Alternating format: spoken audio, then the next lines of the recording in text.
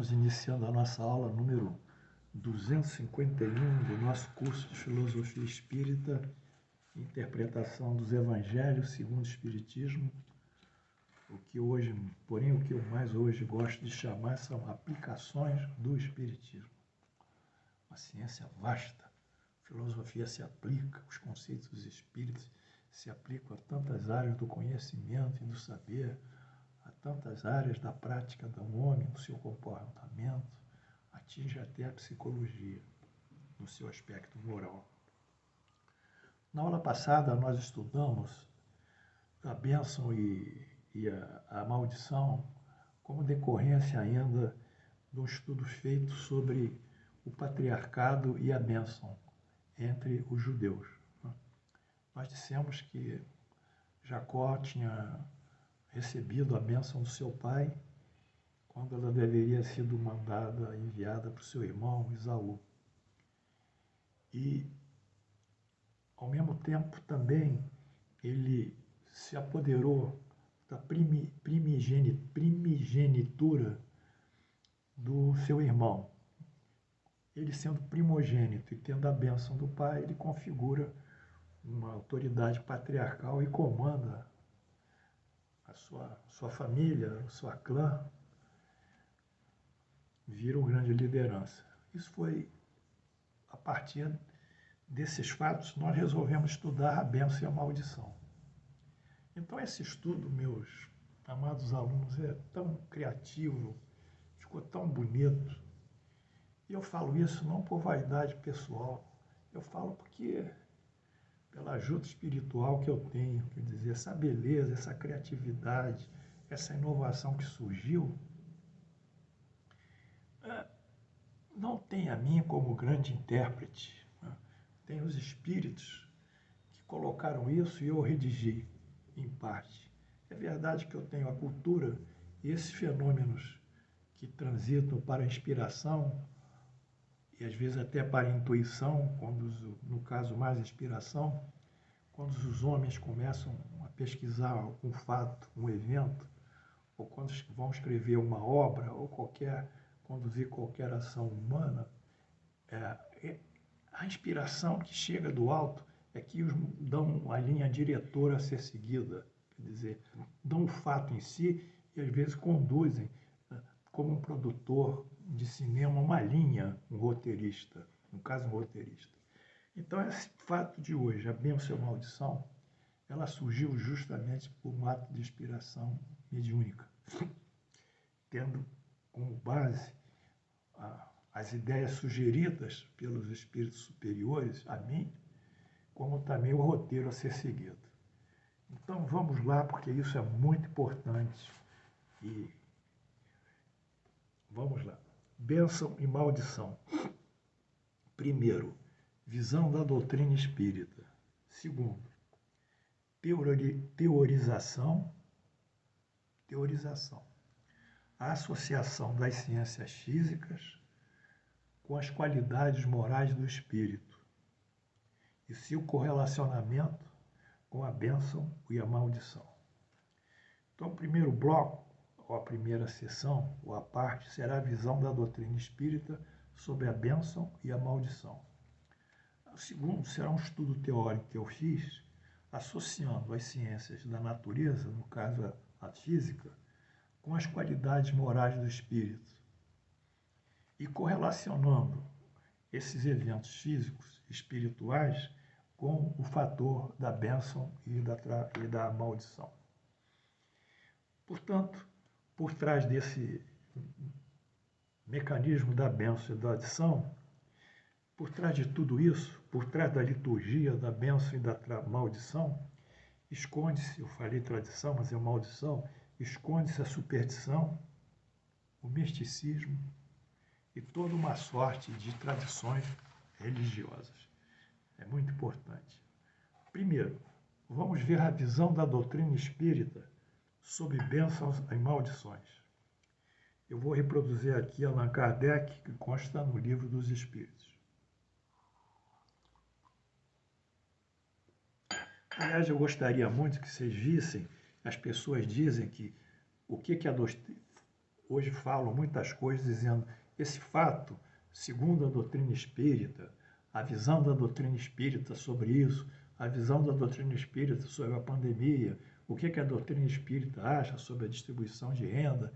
Estão falando coisas, mas são coisas soltas.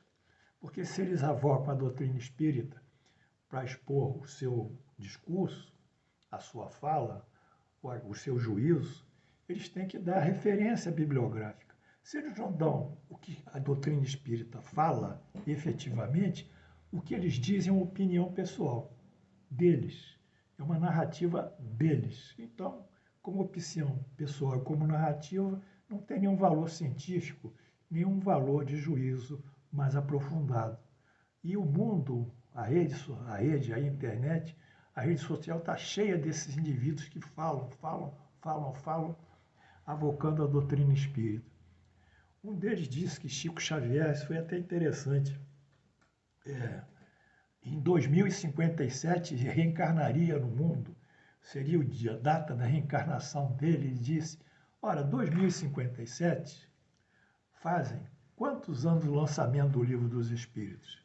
1857 foi lançado, 1957, 100 anos, 2057, 200 anos. Então, ele não entendeu que aquela data era referente aos 200 anos do Livro dos Espíritos e que Chico jamais poderia dizer que reencarnaria, porque o espírito não tem essa consciência da data que vai reencarnar. Tudo depende dos fatos e das leis divinas, que muitas vezes para nós ainda são inacessíveis e incompreensíveis. Então, a doutrina, eles vão falando coisas, criando coisas, né? E eu peço a vocês, quando alguém falar referente à doutrina espírita, ao segundo a doutrina espírita, que ele diga o item tal, pergunta tal do Livro dos Espíritos diz isso, pergunta outra diz, isso está no céu e inferno, na página tal, item tal. Eles autentiquem, eles dê um respaldo literário científico ou literocientífico àquilo que eles estão dizendo. Senão, como eu disse, é opinião pessoal e nós não vamos dar vazão, não vamos dar acolhida à opinião pessoal, porque isso é um absurdo. Portanto, vamos estudar aqui a visão da doutrina espírita sobre a bênção e a maldição com as devidas referências bibliográficas. As leis divinas são fixas, imutáveis e eternas. Fixas, imutáveis e eternas. Não se poderia supor Deus, a inteligência infinita, criar algo incompleto, ou que com o tempo deveria ser modificado. Deus, assim, não mais seria perfeito em todas as suas qualidades. Deus não mais seria Deus. Quer dizer, se Deus reforma o que fez, é sentido que ele fez não era perfeito. E se ele fez alguma coisa que não era perfeita, ele também é imperfeito. E se ele é imperfeito, ele não pode ser Deus.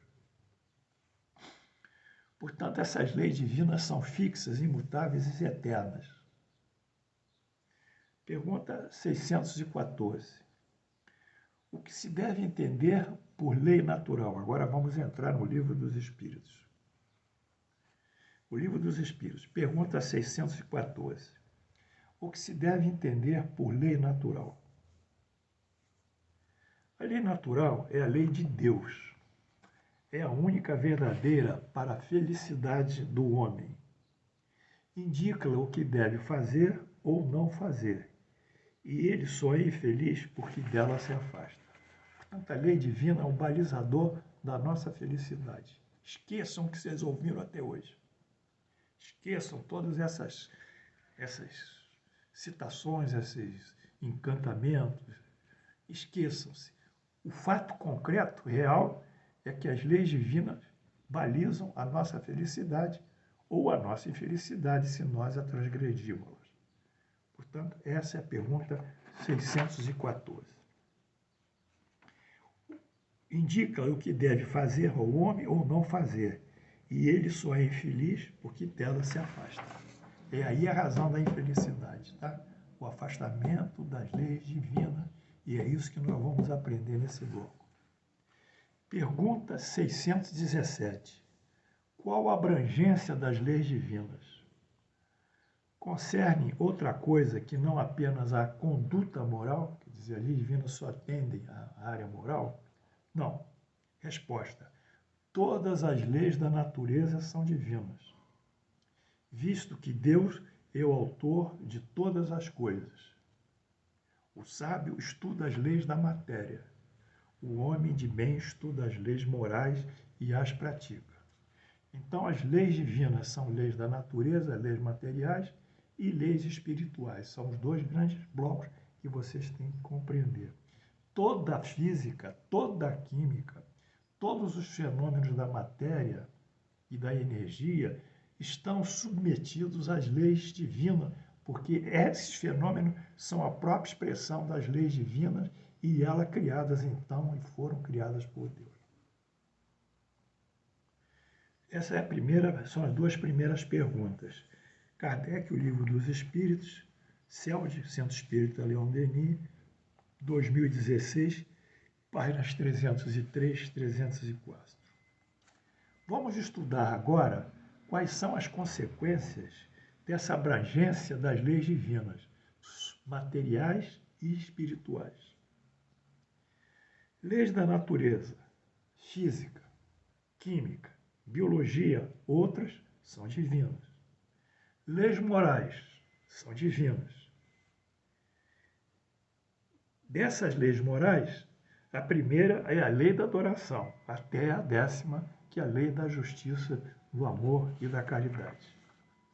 Bem, considerado, portanto, as leis divinas, estabelecido a abrangência das leis divinas e a sinalização que elas nos dão para sermos felizes ou sermos infelizes, a raiz da nossa infelicidade não está no que estão dizendo, no pecado, nessas coisas todas, na culpa, na desgraça. A raiz da nossa infelicidade está na desrespeito às leis divinas. Como a raiz de uma pedra, como uma pedra que nós jogamos para o alto, ela sobe e desce, sobe pelo impulso que nós damos com a mão e desce pela atração da gravidade, que a atração da gravidade é a lei divina, e se nós quisermos não respeitarmos as leis divinas, dizendo que nós podemos flutuar no ar e pular de um prédio, nós vamos quebrar nossa perna, porque nós desrespeitamos a lei divina da gravitação universal, que ela atrai. Aí quebramos a nossa perna. Analogamente, isso acontece na parte espiritual. Quando nós desrespeitamos as leis divinas, nós vamos sofrer o efeito dessa violação. Essa violação se traduzirá em nós o mal-estar, o sofrimento e uma série de situações psicologicamente espirituais. Então, vocês entenderam bem isso. Tirem da cabeça essas superstições todas que rodam por aí e se fixam unicamente nas leis divinas. Bom, bênção e maldição, como ações do homem, estão igualmente sujeitas às leis divinas, morais no caso. Só se tornam efetivas se compatibilizam a essas leis. Quer dizer, a bênção e a maldição, elas também, como a pedra que caiu e foi atraída pela gravitação, ela tem que também estar condizente, compatível com a lei divina. Se não for compatível, a bênção não funciona, nem mesmo a maldição. Pergunta 557 do Livro dos Espíritos.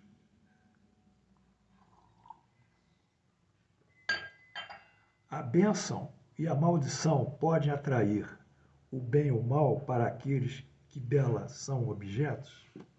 A bênção e a maldição podem atrair o bem ou o mal para aqueles que dela são objetos? Resposta: Deus não escuta uma maldição injusta. E aquele que pronuncia é culpado ante os olhos de Deus.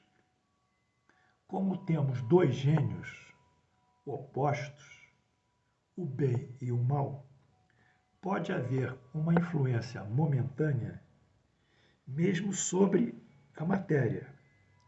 Essa influência, porém, só acontece pela vontade de Deus. A influência.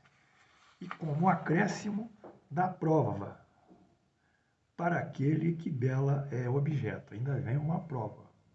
Aliás, geralmente, os maus são amaldiçoados e os bons abençoados. A bênção e a maldição nunca, porém, podem desviar a providência do caminho da justiça. A bênção e a maldição nunca podem desviar a providência do caminho da justiça. Ela só atinge o maldito se ele for mau. E a sua proteção só envolve aquele que a merece. Kardec, O Livro dos Espíritos, CELD, Rio de Janeiro, 2016, 278. Então, segundo a doutrina espírita, referenciei. Comentário.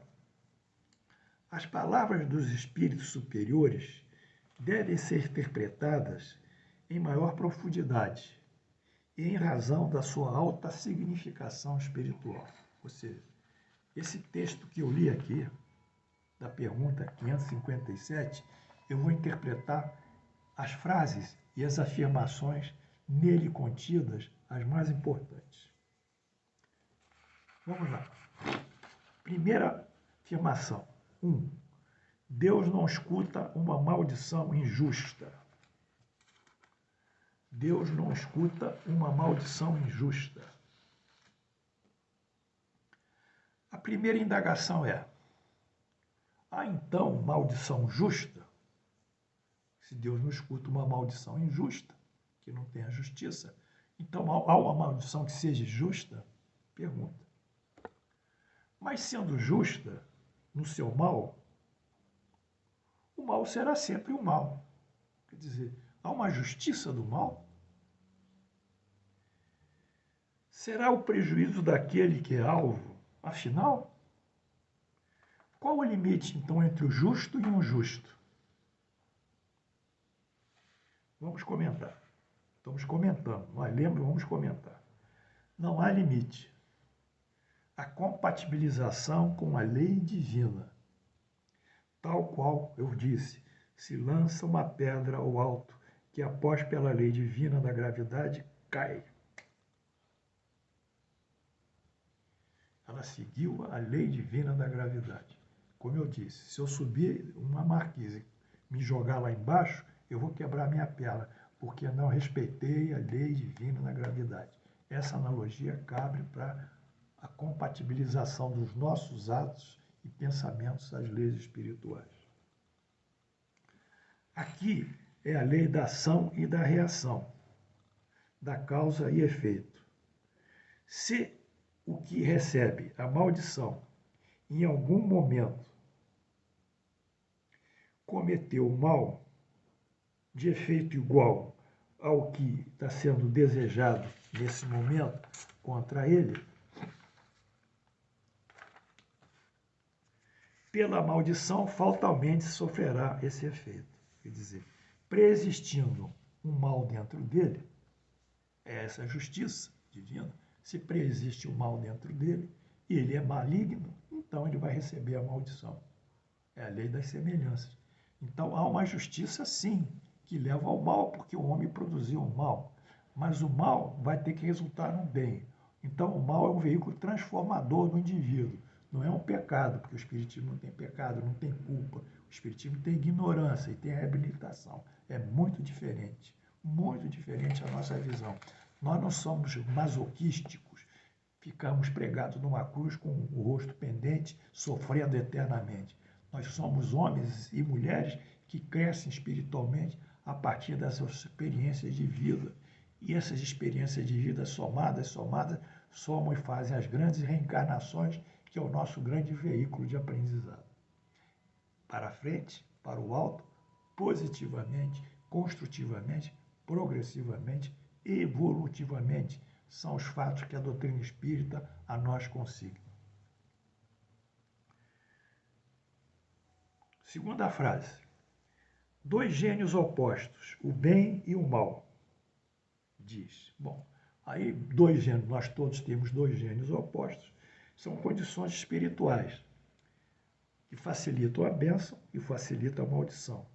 respectivamente. Quem tem o bem, facilita a bênção. Quem tem o mal, facilita o mal. Pode haver uma influência momentânea nesse momento que nós estamos no estado de mal ou no estado de bem. Sim. O bem-estar produzido pela bênção ou o mal-estar pela maldição atua sintonicamente com as qualidades de bem ou de mal que nós estamos naquele momento. Vamos dizer, um estado de humor, uma psicologia, um estado psicológico, mas com uma conotação moral de desejar prejudicar alguém ou de desejar favorecer, ou de sermos indulgentes ou de sermos críticos, ou de sermos maledicentes ou de sermos benevolentes, ou temos sentimento de vingança ou temos sentimentos de perdão. Depende dos nossos sentimentos que estão sendo abrigados quando aquela bênção não chega ou aquela maldição também, ou a maldição. Isso pode demorar algum momento, mas depois desaparece. Então, em certos momentos, essa questão da bênção e a maldição, quando ela efetivamente age, às vezes causa um mal-estar físico, não é só psicológico, não é só um transtorno episódico do humor, uma depressão, um mal-estar, uma irritabilidade, uma inquietude, uma ansiedade. Não. Atua, às vezes, sobre o organismo, repercute sobre o organismo, aí causa um mal-estar, um sentimento de falta de digestão, o coração parece que está acelerado, né? Enfim, uma fraqueza, uma lassidão, né? Enfim, às vezes atinge, mas isso é episódico e temporário, porque entra e sai, não fica, não consegue dobrar a matéria, mas pelo menos no momento sensibiliza a matéria. É isso que o Espírito quer dizer sobre a repercussão sobre a matéria de um sentimento bem ou mal. Então, quando nós tomamos o passe, isso também se dá. Vamos lá na casa espírita. Estamos em paz, como a palestra, tal e qual. Aí vem os passistas ali daquela fila, eles vão chegando, vão dando os passes, e nós vamos sentindo o bem-estar, que é a energia que desce sobre nós. Mas nós estamos bem. Aí saímos da casa num estado de êxtase quase, como eu tinha tantos problemas, eu estou saindo daqui, isso resolveu episodicamente também, porque vai depender essa bênção, a durabilidade dela é efêmera também, vai depender do seu estado de ânimo e suas condições de ação frente às leis divinas.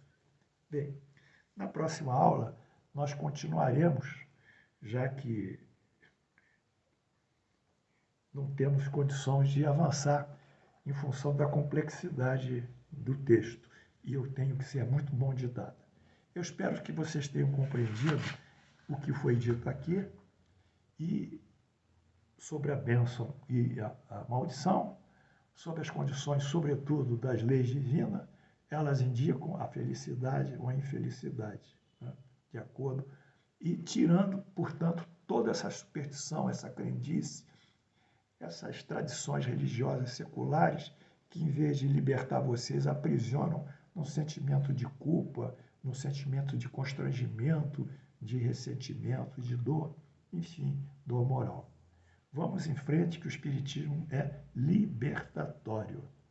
Conhecereis a verdade libertará. A verdade aqui é a verdade de Jesus, é a verdade espiritual. Jesus não estava preocupado com nada material. Ele não vê o mundo para reformular a sociedade. Ele vê o mundo para reformular o homem ou os homens. Que Jesus nos abençoe. Olha como está bonita hoje, hein? Novinha. E a paz de Deus esteja conosco.